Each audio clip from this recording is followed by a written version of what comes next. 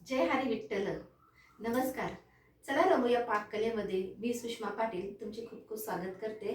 आज आपण आषाढी एकादशी निमित्त साबुदाणा वडे करणार आहोत. त्याचे आपण साहित्य पाहूया.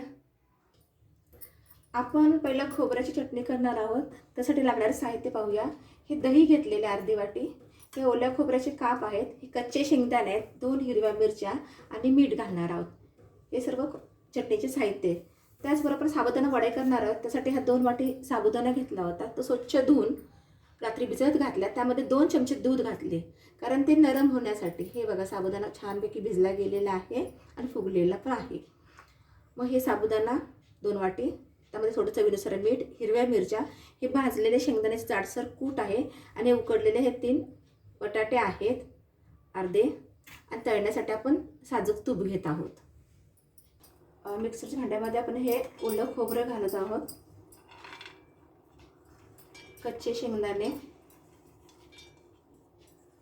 2 हिरव्या मिरच्या,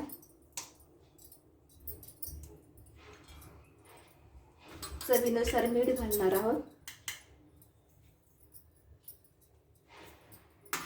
आणि हे दही. तुम्हाला लागेल तेवढंच दही घ्या. आणि जे आपण पहिली खोबऱ्याची ओली चटणी करून घेणार आहोत. ही ओल्या खोबऱ्याची चटणी आता तयार झालेली आहे. आपण इथं तूप गरम करायला ठेवूया मंद आचेवर, आणि आपण हे सगळे साहित्य जे घेतलेले आहे ते मिक्स करणार आहोत. हा आपण साबुदाणा ह्यामध्ये घालतोय.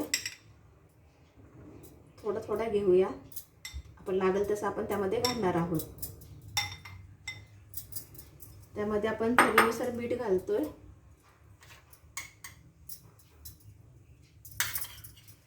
हे भाजले शेंगदाण्याचे कूट, हिरव्या मिरचीचा ठेचा आणि हे उकडले बटाटे सगळे एकत्र मिक्स करून घेऊया.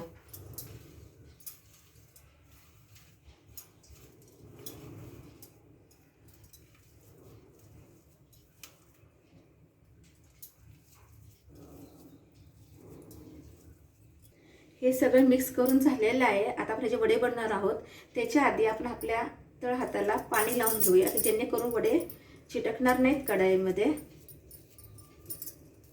असं गोळा घ्या आणि छोटे मोठे साईज जसे तुम्हाला हवे असं तुम्ही करू शकता.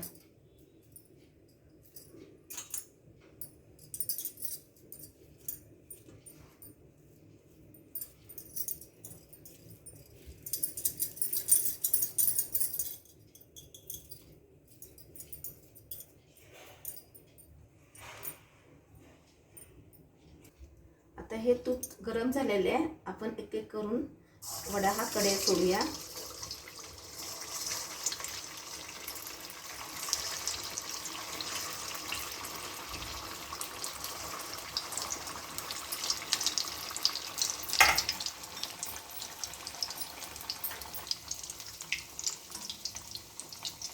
हे एकाच बाजूने झालेले परतून. आता दुसरी बाजू आपण तेलामध्ये परतून घेऊया. सोनेरी रंगाचे होईपर्यंत आपल्याला हे साबुदाणा वडे तळत राहायचे आहेत.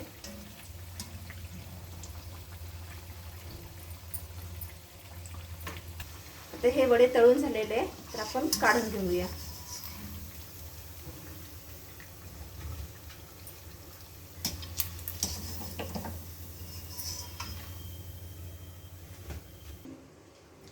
तयार आहेत आपले साबुदाणा वडे. तुम्हाला आवडल्यास नक्की करून पहा आणि तुमच्या कमेंट मला कमेंट बॉक्समध्ये कळवा.